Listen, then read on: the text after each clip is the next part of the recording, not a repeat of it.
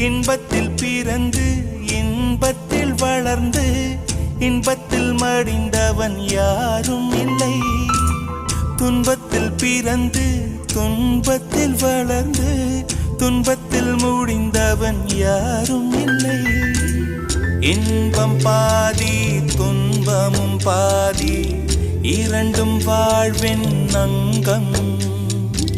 நெருப்பில் வெந்து நீரினில் குளித்தால் நகையாய் மாறும் தங்கம்.